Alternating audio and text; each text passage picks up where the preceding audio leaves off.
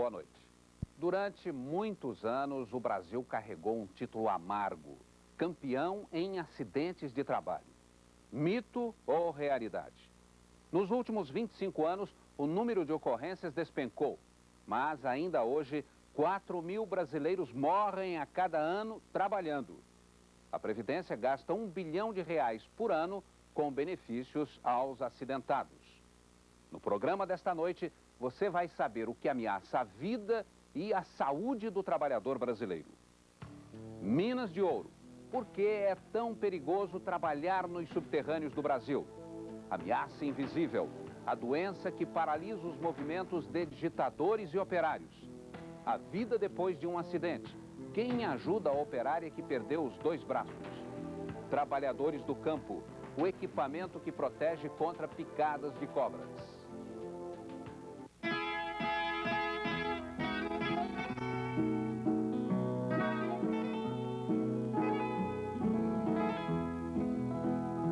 Uma cidade típica de Minas Gerais. Muitas ladeiras, um casaril simples, a igreja matriz e debaixo da terra existe ouro, muito ouro.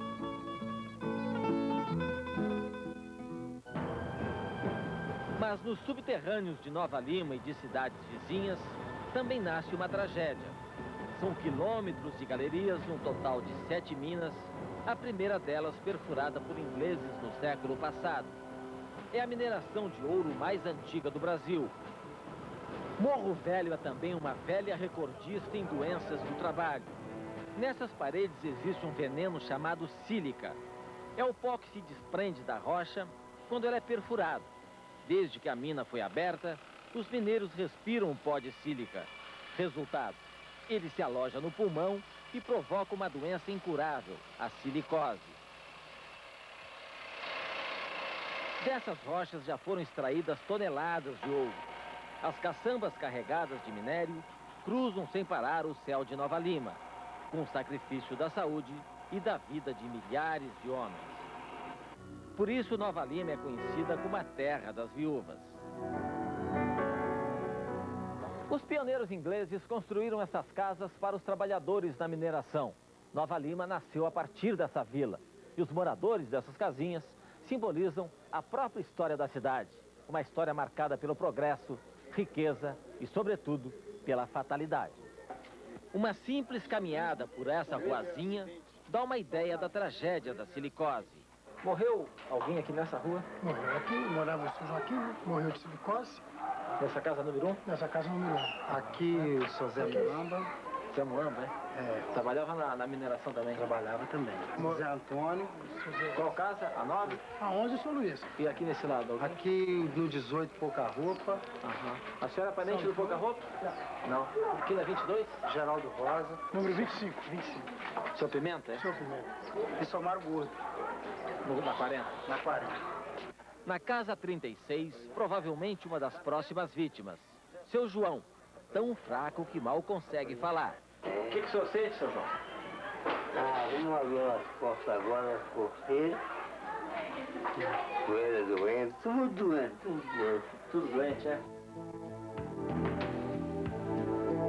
Os 3 mineiros que apontaram as vítimas da rua nos convidam a conhecer a casa e a dor da própria família. A mãe deles é uma das muitas viúvas de Nova Lima. O pai trabalhou durante 35 anos no fundo da mina. Depois de muito sofrimento, já quase sem poder respirar, morreu de silicose.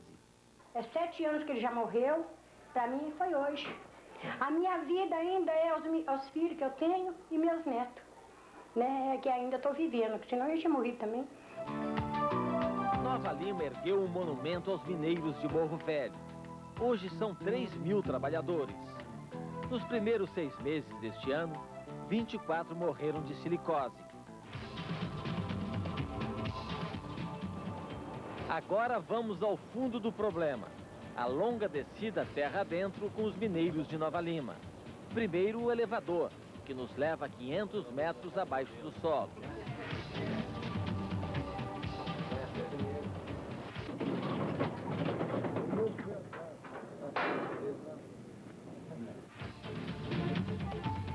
Agora, o labirinto de paredes rochosas. Só mesmo com a ajuda de guias, para não nos perdermos nesses corredores que parecem não ter fim.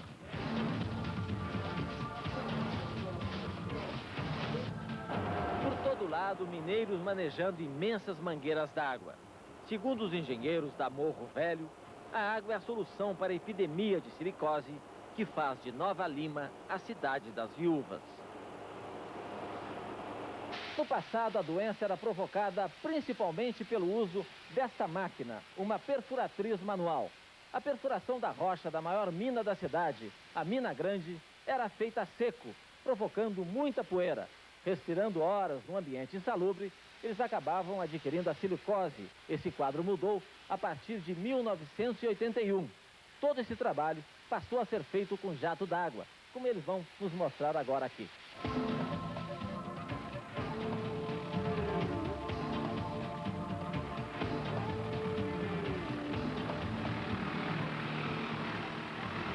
A velha perfuratriz já está quase aposentada. O homem agora fica mais afastado da rocha, pilotando o jumbo, uma espécie de trator que aumenta a segurança do mineiro. A operação automática exige menos esforço físico e o teto blindado protege contra desabamentos. Segundo um dos engenheiros da mina, os resultados já começaram a aparecer. A poeira continua existindo na perfuração ou não? Não existe mais. Pelo menos todos os níveis os levantamentos que nós fizemos dos níveis estão todos abaixo dos limites. O ano passado, os dados que nós temos fechados de 95, em 3.205 exames de checagem, digamos assim, nós tivemos um único caso novo de silicose na nossa empresa. A empresa afirma que o problema acabou em 81, mas Antônio Cordeiro da Silva, contratado em 88, pegou a doença e morreu há 3 meses. O atestado de óbito prova que a causa foi silicose. Outra prova de que o problema não foi resolvido no começo dos anos 80. Este eletricista, contratado em 85, pegou silicose, mesmo trabalhando longe das áreas mais insalubres. A empresa disse que com jato d'água o problema lá está resolvido. O que você acha disso? Não creio nisso, porque prova disso, eu trabalhei na eletricidade 8 anos, e se o jato d'água valesse realmente como que eles falam, eu não poderia pegar silicose como eu peguei. Elias perdeu o pai vítima da doença. Um irmão saiu mutilado do fundo da mina. Revoltado, entrou na luta por melhorias nas condições de trabalho dos colegas e elegeu-se presidente do Sindicato dos Mineiros. Os trabalhadores alcançaram algumas vitórias, mas a situação, segundo ele, ainda é muito grave. Continua precário, muita poeira. Continua? Continua, inclusive a silicose, né? Hoje na nossa região é 4.200 silicoses. O Ministério Público de Minas Gerais move 2 ações contra a mineração Morro Velho. Uma exigindo mais proteção no ambiente de trabalho. Outra, uma ação coletiva de indenização para trabalhadores doentes e para as famílias dos que morreram de silicose. São mais de 1.000 vítimas. No processo, está bem provada a relação de causa e efeito? Tranquilamente, através de inúmeros laudos elaborados pelos órgãos fiscalizadores próprios, que são a Delegacia Regional do Trabalho, Fundacentro e inúmeros outros órgãos que atuam junto à saúde do trabalhador. O perigo inerente à atividade, ele existe. Sim. Somente Deus que poderia eliminar todos os riscos inerentes a essa atividade. É como tem o ditado, é a Nova Lima das viúvas. Porque o que tem de viúva aqui sobre essa mina é demais.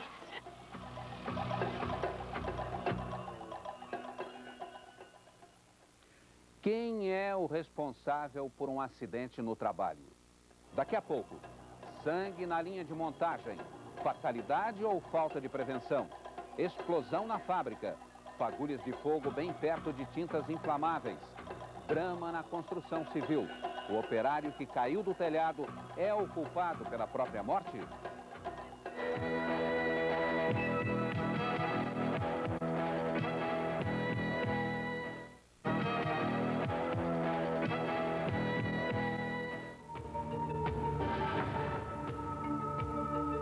As máquinas mutilam, As máquinas desempregam. As máquinas matam trabalhadores. Esse centro de reabilitação profissional em São Paulo atende mais de 1000 vítimas de máquinas perigosas. A maioria sem experiência no trato com as complicadas engrenagens.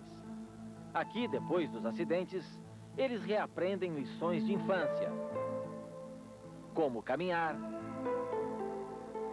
subir e descer escadas, usar garras de metal no lugar das mãos perdidas num acidente grave e ainda assim fazer arte.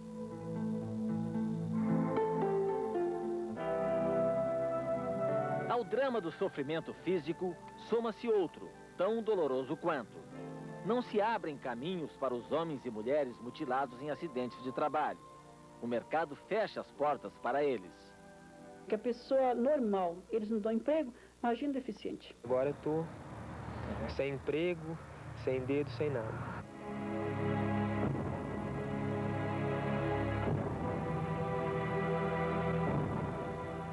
E os acidentes continuam acontecendo. Nesta empresa de chapas de aço, no bairro do Cambuci, em São Paulo, o operário acidentado não está mais à frente da máquina. Só o sangue que ela arrancou e se espalhou pelo chão e pelas engrenagens. Máquinas paradas, homens parados, medo no olhar. Foi realmente uma fatalidade. Fatalidade.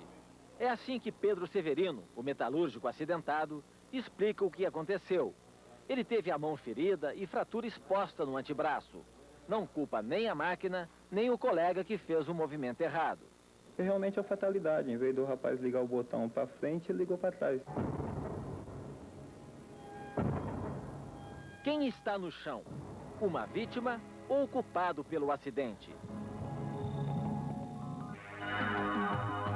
A recordista é São Paulo, com 45% dos acidentes. A resposta quase sempre é uma acusação. Aqui, como em todo o país, as empresas costumam atribuir a responsabilidade ao trabalhador. É dele o descuido, a imprudência, o erro. Na verdade, os vilões são outros. Máquinas perigosas, condições inadequadas, ritmo desumano.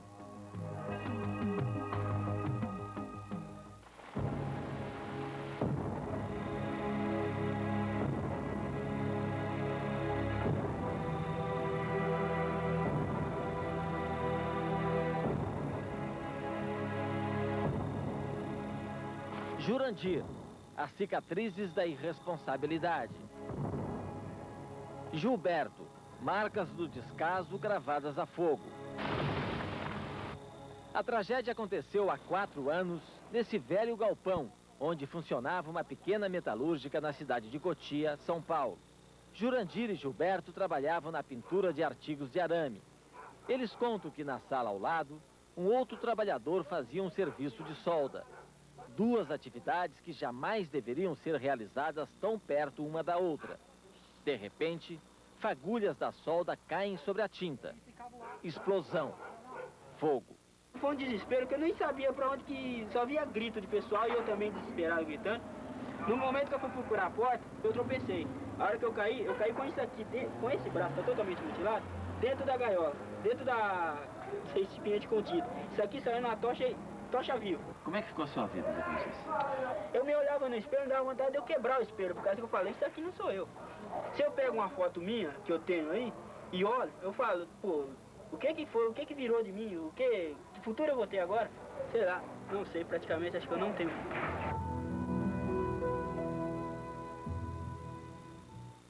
Osasco é recordista nacional em doenças e acidentes do trabalho. Tem mais acidentes aqui do que em 11 estados brasileiros juntos. Somente no ano passado, o número das doenças foi superior ao do estado da Bahia, que é o 3º do país. Esse quadro talvez seja semelhante ao de qualquer grande cidade brasileira. A diferença aqui é que o Sindicato dos Metalúrgicos se preocupa muito em fazer a sua própria estatística. Os arquivos do sindicato estão abarrotados de tragédias. Esse livro, por exemplo, é só de fotos de trabalhadores horrivelmente mutilados. Imagens chocantes, mas a ação dos sindicalistas não se limita à coleção de fotos e recortes de jornais. São pilhas e pilhas de processos movidos contra as empresas onde ocorreram os acidentes. O diretor do sindicato chegou a números assustadores. A gente tem aqui no Brasil, infelizmente, mais mortes de trabalhadores do que 15 países do continente americano reunidos, incluindo os Estados Unidos, e aqui não acontece absolutamente nada. Apoiado em números e diante do descaso das empresas, ele faz uma previsão sombria sobre o futuro dos trabalhadores, sobre o futuro de um Brasil ferido e doente.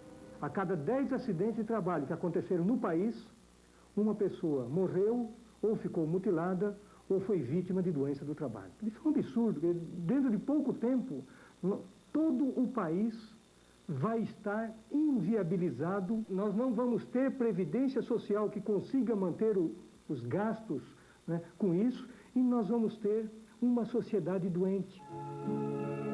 Os números são frios, mas não quando parentes e amigos têm que sepultar mais uma vítima de acidente de trabalho. Marcos Tinte, 27 anos. Ele caiu de uma altura de 8 metros quando consertava uma calha numa grande empresa multinacional. Uma vida perdida, outra arruinada. A gente tinha programado para casar em dezembro. A partir de hoje, eu não sei o que vou fazer, não sei para onde eu vou agora. Eu estou completamente perdida.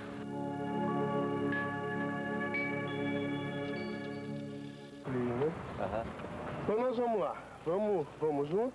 Vamos tentar, né? É, tá bom. Então tá. Vamos lá. As circunstâncias da morte de Marcos levaram este grupo de sindicalistas de Campinas a investigar o caso no local do acidente, a empresa Bosch. Nós tentamos acompanhá-los. Todos são barrados na recepção.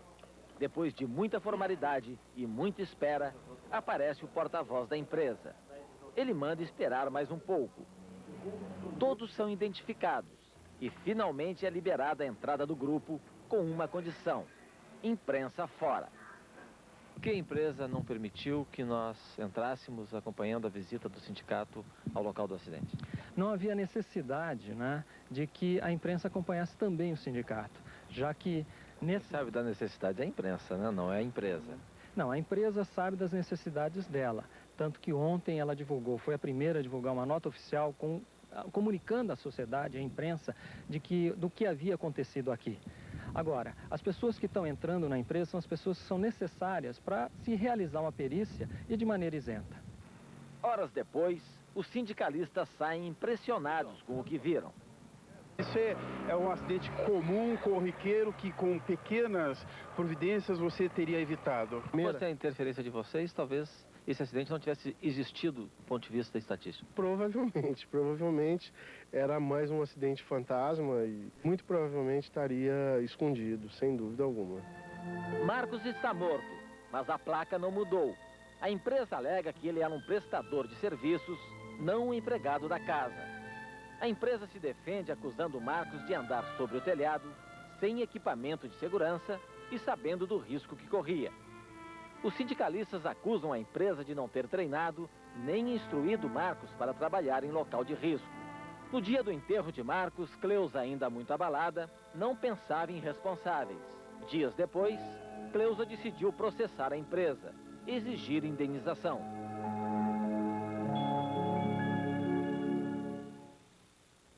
A falta de segurança não é o único risco na vida de um trabalhador.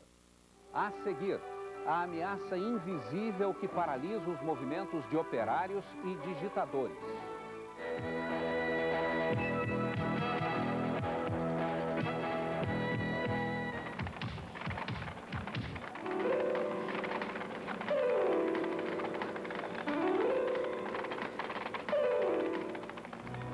Lesões por esforços repetitivos, ou abreviando, LER.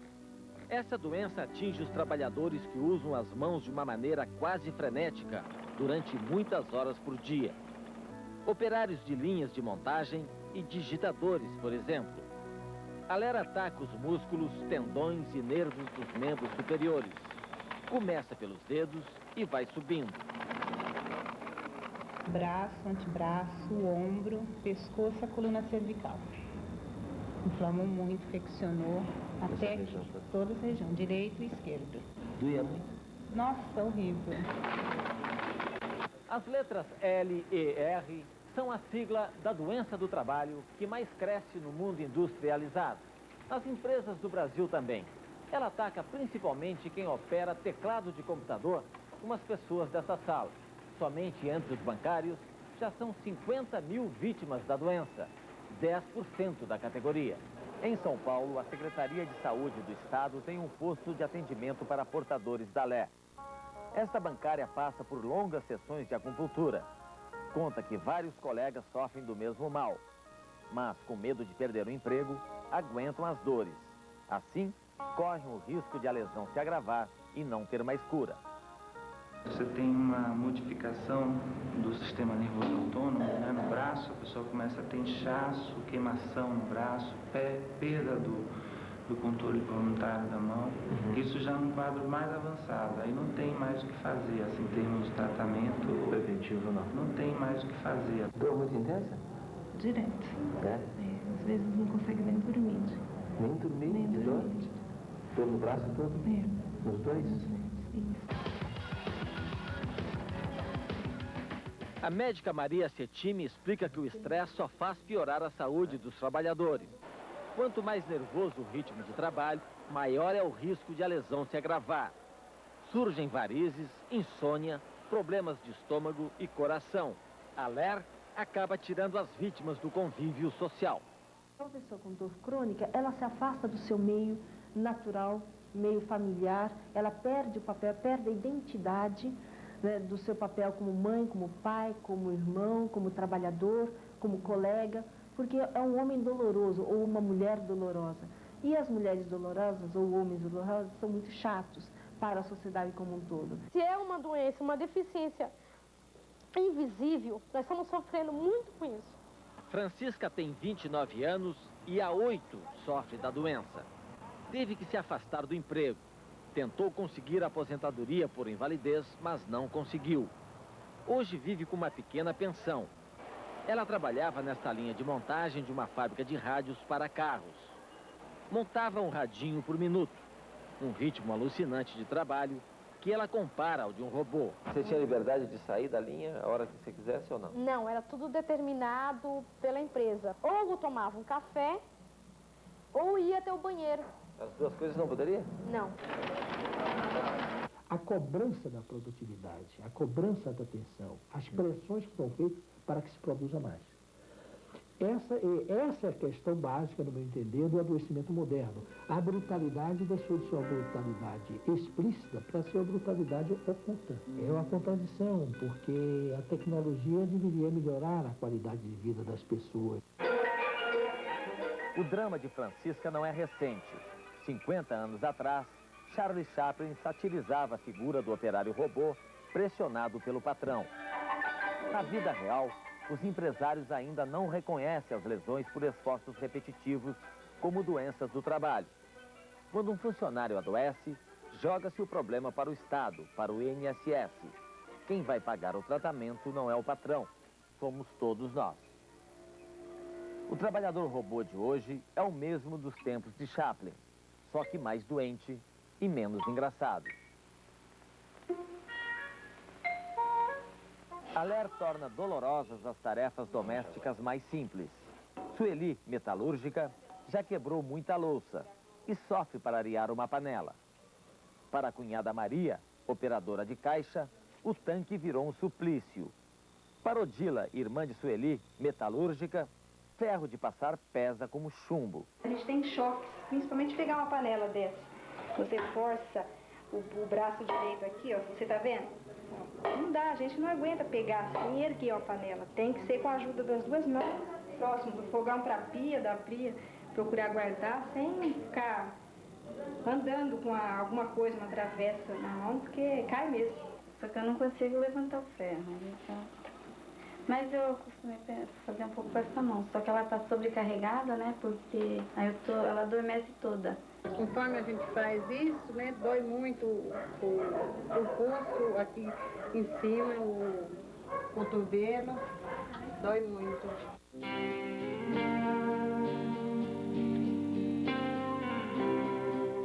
mulheres, uma família, um sofrimento só. A dor se faz lembrar durante todo o dia. E à noite, elas ainda têm que dormir com aparelhos nos braços. Eu estou usando esse daqui para dormir, né? E não pode ser usado 24 horas por dia direto, porque ele deforma o braço, até porque incomoda para segurar no ônibus. Isso aqui machuca. A gente não tem firmeza para conseguir segurar no ônibus, lavar a louça. O médico quer que usa 24 horas por dia, mas não dá, é impossível. Esse é o encontro de uma associação de trabalhadores com LER. Muitos ex-funcionários da indústria Ford em Guarulhos. A associação já levou 1.500 denúncias ao Ministério Público. Mais da metade contra a fábrica onde Francisca pegou a LER. Ela trabalhava nessa linha de montagem.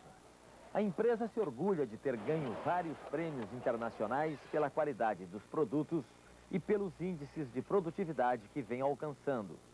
Mas os operários dizem que a produção elevada acabou provocando alto índice de funcionários doentes. A empresa rebate. Nós temos realmente uma preocupação muito grande com relação à qualidade, à produtividade. Então, para nós, o LER é algo muito importante que está sendo administrado e, graças a Deus, com a ideia de melhoria contínua, nós temos praticamente chegado a um ponto que nós poderíamos até afirmar uma das melhores empresas, mundialmente falando, nesse sentido. Algumas empresas, conscientes da gravidade do problema, tomam a iniciativa de prevenir a doença. Nesse vídeo, produzido por um grande banco para seus funcionários, as lições são dadas com muito humor. Posturas saudáveis, conforto visual, pouco barulho, temperatura agradável, pausas regulares. Quem é que não gosta de trabalhar assim? Nós temos essa doença, não podemos deixar que aconteça com outras pessoas. Não queremos mais vítimas, nós queremos a prevenção. Proteção para os trabalhadores na cidade e no campo. A seguir, o equipamento que protege os cortadores de cana das foices e das cobras. Flagrante na mina de amianto, o veneno que flutua no ar.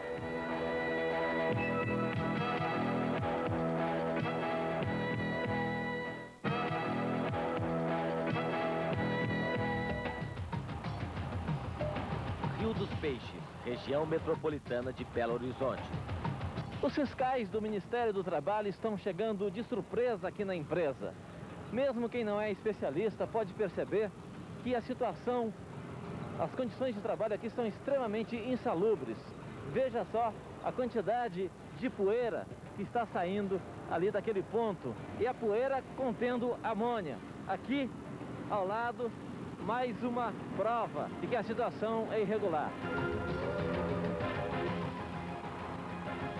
Mesmo encobertos pelo pó, os empregados trabalham sem qualquer proteção. Por que o senhor não usa máscara? Até que eu tenho com a máscara, eu tirei ela aqui agora, pelo sinal que eu cheguei aqui, só para limpar ela. O amianto, o minério que está sendo extraído nessa pedreira, é matéria-prima de 3.000 produtos, como telhas, pastilhas de freios para carros e caixas d'água. Na linha de produção, é uma das fontes mais nocivas de doenças do trabalho. Comecei a tossir, ia no médico, o médico falava não era nada, aí mandou o doutor Lauro tirar a chapa, a pera do pulmão tinha aberto, tinha estourado. O aposentado Fabiano de Carvalho trabalhou 14 anos numa empresa que produzia tubos e caixas d'água. Ele atribui ao amianto a causa do pior de seus males, a asbestose, uma doença do pulmão que leva à morte. Uma polêmica cerca essa fibra de tantas aplicações no nosso dia a dia. Na França, o amianto acaba de ser proibido. Lá se usavam os tipos marrom e azul. No Brasil, o branco. Segundo pesquisas publicadas na Europa, os 3 tipos atacam os pulmões. Aqui, foram fixados níveis de tolerância considerados muito altos, que colocam em risco a saúde de quem se expõe diretamente ao pó. As doenças relacionadas ao amianto, elas têm um período de latência muito longo. Então, possivelmente doenças podem acontecer, mas são em decorrência da exposição de muitos anos atrás. O amianto é um dos mais nocivos produtores de câncer que se tem conhecimento na indústria. A situação hoje nas empresas de fibrocimento é muito bem controlada, não existe poluição acima dos limites de tolerância observados em lei. Em Rio dos Peixes, o pó de amianto encobre qualquer possibilidade de respeito aos limites. O que é que você está observando aqui? A grande concentração de poeira, as máquinas sem proteção, nível de ruído muito alto, precárias condições de trabalho, e esse pó é cheio de fibra, é contaminado por fibras de amianto.